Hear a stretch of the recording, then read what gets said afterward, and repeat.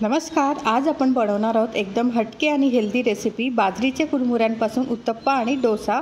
एकदम टेस्टी आणि परफेक्ट असा हा स्नॅक्स आहे. तुम्ही नक्की बनवा. आज आपण बाजरीच्या कुरमुऱ्यांपासून आपण डोसा बनवतो आहे. त्यासाठी मी 2 वाटी येथे कुरमुरे घेतले आहेत बाजरीचे. तुम्ही इथे व्हाईट कलरचे जे कुरमुरे येतात ते सुद्धा तुम्ही इथे घेऊ शकतात. व्हाईट कलरचे म्हणजे जे तांदळाचे बनलेले असतात ते सुद्धा तुम्ही इथे वापरू शकतात. आता इथे मी बाजराचे अजून हेल्दी करण्यासाठी मी इथे बाजराचे कुरमुरे घेतलेले आहेत. आता आपण काय करायचं आहे, हे जे कुरमुरे आहेत ते आता आपण पाण्यामध्ये भिजवून घ्यायचे आहेत. त्यामध्ये पाणी इतपत घालायचं आहे की जोपर्यंत ते कुरमुरे जे आहे ते पाण्यामध्ये पूर्णपणे बुडत नाही तोपर्यंत आपल्याला हे कुरमुरे पाण्यामध्ये भिजत घालायचे. पाण्यामध्ये 5 मिनिटासाठी आपण हे कुरमुरे पाण्यात भिजत ठेवणार आहोत.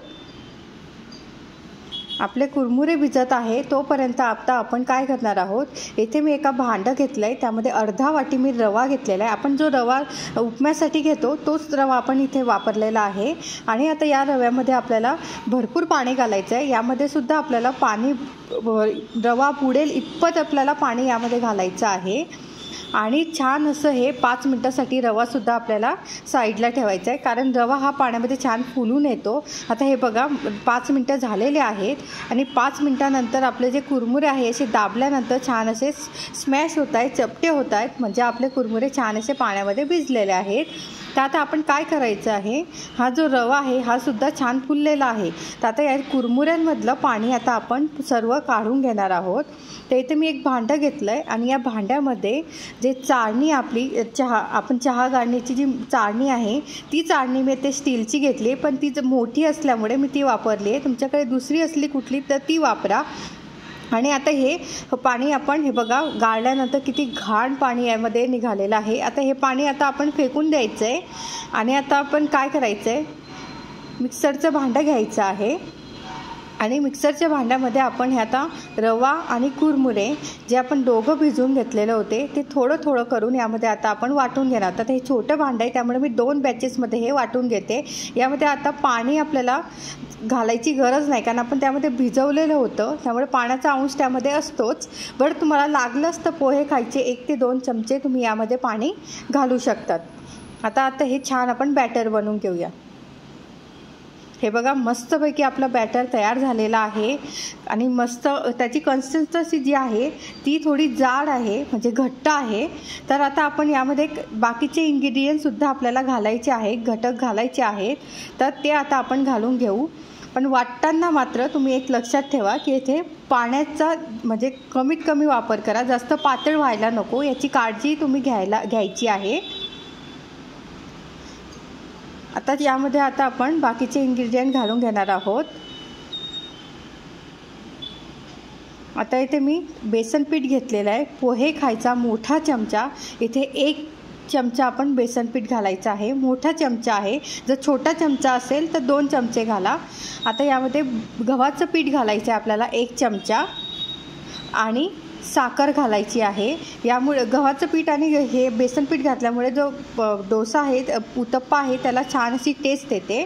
आणि आता साखर आपल्याला यासाठी घालायची आहे की अगदी थोडी साखर घालायची आहे की जो डोसा किंवा उत्तप्पा असेल त्याला छान असा कलर येतो.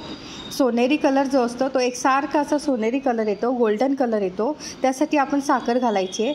आता सर्व आपल्याला हे छान मिक्स करून घ्यायचं आहे. मी ते विस्कर वापरलेलं आहे.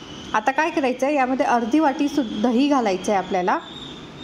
दही घालून चवीप्रमाणे मीठसुद्धा आपण यामध्ये घालून घेणार आहोत. आता सर्व आपल्याला छान असं हे एकजीव करून घ्यायचं आहे, मिक्स करून घ्यायचं आहे. आता यावेळेस तुम्ही मिक्सर वापरलेला आहे मी, तुम्ही चमच्याच्या साह्याने मिक्स केलं तरी चालणार आहे. पाण्याची आवश्यकता असेल तर पाणी तुम्ही यामध्ये पोहे खायचे 2-3 चमचे घाला, जास्त घालू नका. आता हे बघा आपली कन्सिस्टन्सी, चमच्याची जी धार आहे ती एकसारखी अशी पडायला हवी. हे बघा आपली एकसारखी अशी धार येते, म्हणजे आपलं बॅटर परफेक्ट आहे.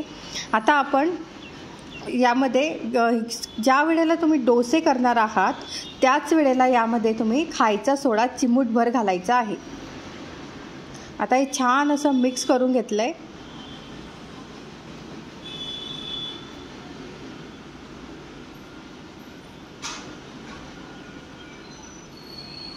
अगदी चिमूटभर आपल्याला यामध्ये खायचा सोडा घालायचा आहे. ऑप्शनल आहे, नाही घातला तरी चालेल. यामुळे काय होतं, जी डोसा किंवा जो उत्तप्पा आहे त्याला जाडी छान येते, म्हणून आपण ह्यामध्ये चिमूटभरच सोडा घालायचा आहे. नाही घातला ऑप्शनल आहे, ऐच्छिक आहे. आता हे छान मिक्स करून घ्यायचं आहे एकसारखं. हे बघा मस्तपैकी बॅटरला असे बबल्स आलेले आहेत. आता हे बघा इथे तवा घेतलेला आहे. तवा आपण आता डोसे तयार करायला घेतो आहे. बॅटर तयार झालेलं आहे. आता डोसे तयार करण्यासाठी आपण इथे तवा घेतलेला आहे.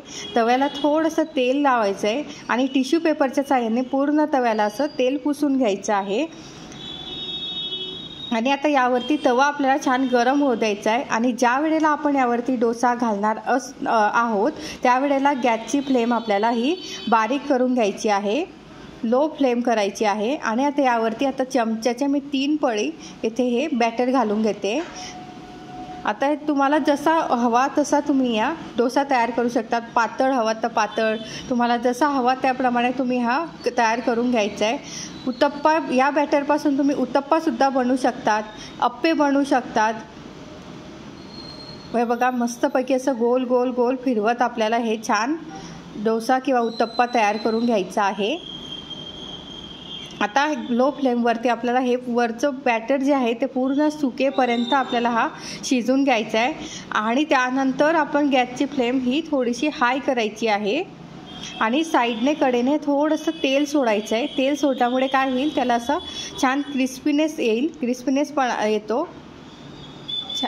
हे बघा मी ते बॅटर ओलं असल्यामुळे चमच्याने तेल टाकलं आणि त्यावरती चमच्याचं थोडंसं टच झाल्यामुळे ते थोडंसं बॅटर वर निघून आलं. पण मी त्यावरती पुन्हा थोडं बॅटर टाकून ते डोसा तयार करून घेतला आणि पुन्हा त्याला थोडंसं असं शिजवून घेतलेलं आहे. तुम्ही बघू शकाल मस्तपैकी हा डोसा खाली तव्यालासुद्धा चिटकत नाही, इझिली निघतो. आणि त्याचा कलर तुम्हाला आता दिसेलच, काय सुंदर असा कलर आलेला आहे, गोल्डन कलर आलेला आहे, एकसारखा असा कलर आलेला आहे. आणि हा मस्तपैकी हा उत्तप्पा आपला तयार झालेला आहे. दोघं साईडने थोडंसं शेकून घ्यायचं आहे आपल्याला. हे बघा आता हा जो उत्तप्पा आहे तो आपण एका प्लेटमध्ये काढून घेऊ. तुम्ही याला डोसा म्हणू शकता, उत्तप्पा म्हणू शकतात.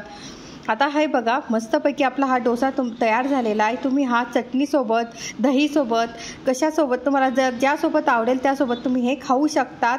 तुम्हीसुद्धा हा हेल्दी ऑप्शन आहे, तुम्ही नक्की बनवा. आणि जर तुम्हाला माझी रेसिपी आवडली असेल तर लाईक करा, शेअर करा, कमेंट्स करा आणि लाईक करायला विसरू नका. कारण मला कळतं की तुम्हाला माझे व्हिडिओ आवडत आहे, त्यामुळे मी तुम्हाला रिक्वेस्ट करते की माझ्या व्हिडिओला लाईक करा आणि कमेंटसुद्धा करा. आता भेटूया पुन्हा नवीन रेसिपीसोबत. तोपर्यंत हॅप्पी कुकिंग.